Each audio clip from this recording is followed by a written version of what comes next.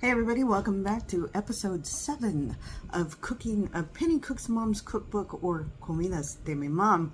So today we are making her string beef for, what does she call it? String beef for tacos or burritos. You're going to need 1 chuck roast. You do not know the trials and tribulations that I went through to get this chuck roast. So this is roughly about two and a half pounds.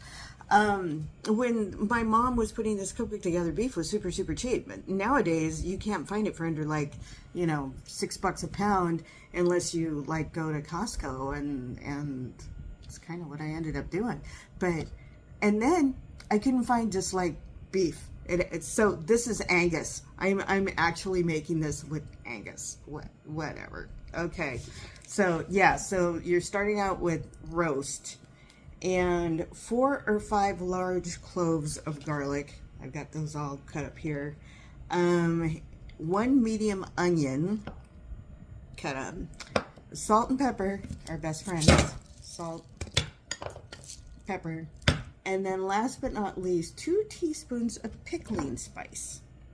Okay, now this gave mom's string beef a little bit unique flavor, the pickling spice. And it's weird because like if I get string beef somewhere, because like barbacoa usually just has the onion and garlic, salt and pepper.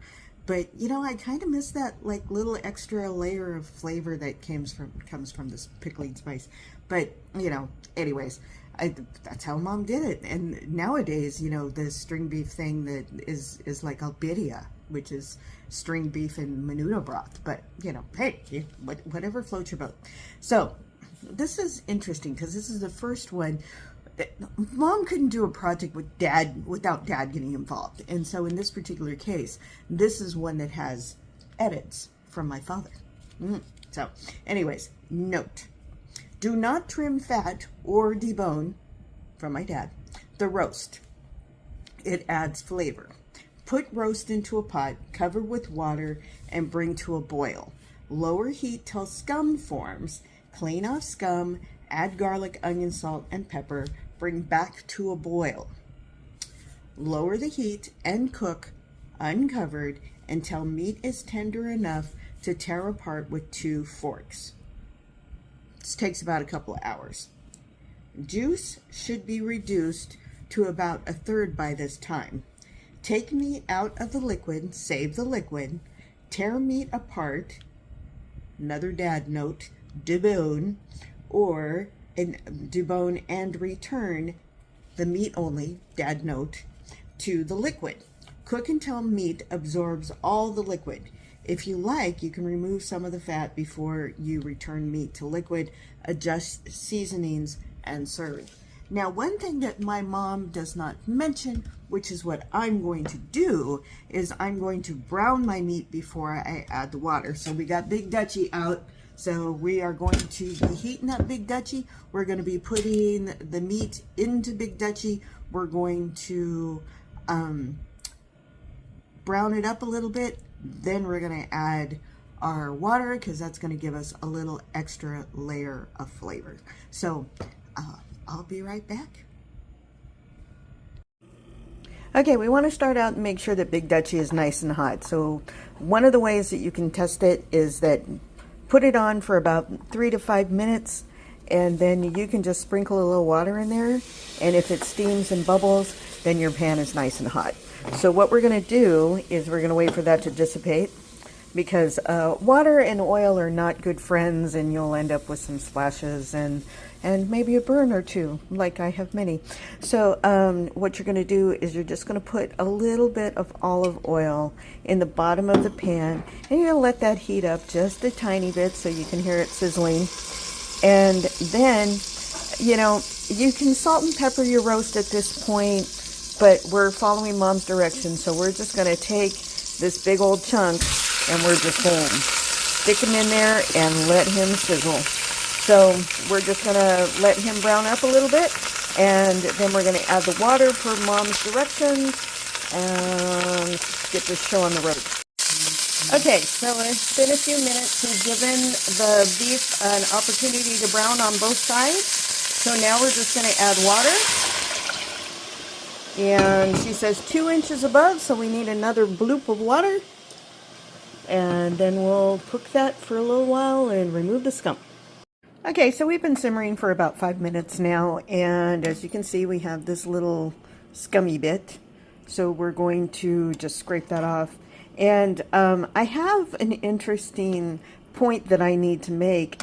I just grabbed my pickling spice out of the cabinet, and I realized that the pickling spice that I have is more dill pickle forward, and that's not the kind of pickling spice that my mom used to use. My mom used to use the one from the packet from the Mexican spice aisle, and so that flavor, that one has a little bit more cumin in it and red chili flakes.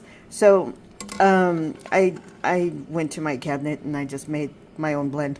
So at this point, we've removed the scum. We've got a good boil going. We're at low heat, and we're going to add our onions. Per the recipe, we're going to add our garlic.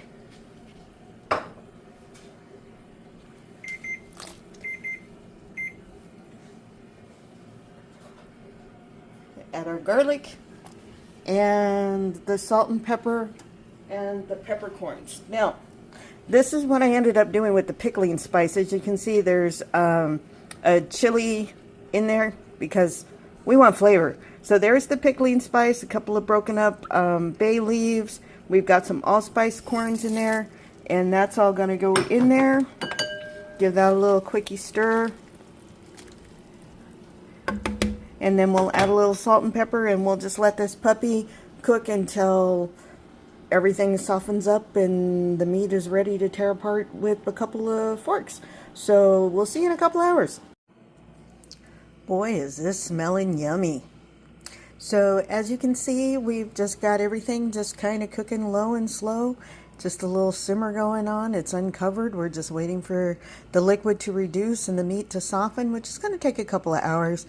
But you can see all those spices are siphoning in there, and there's our little chili pod. Yes, we love our chili pods. More later.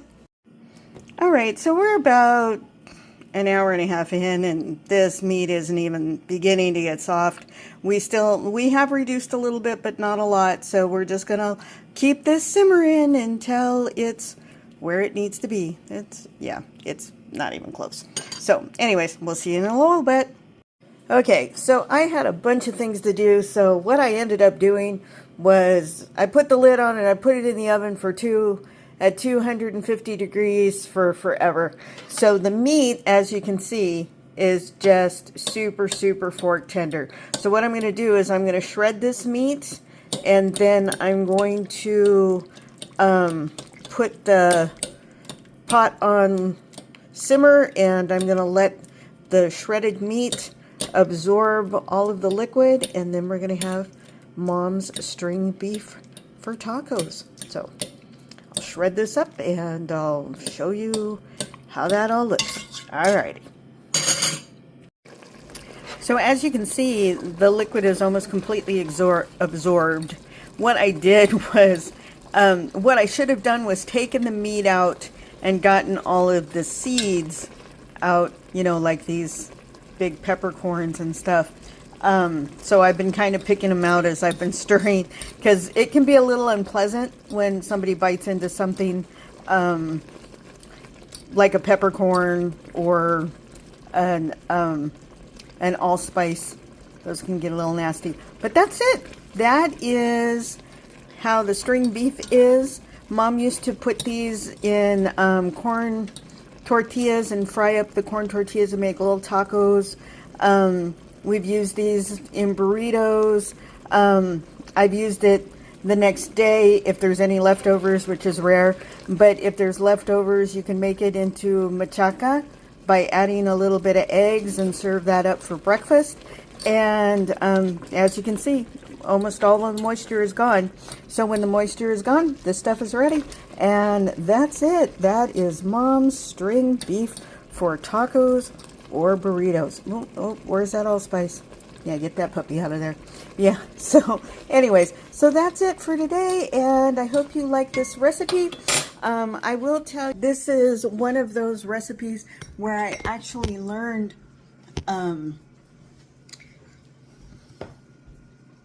food manipulation. Notice the new haircut? Yes.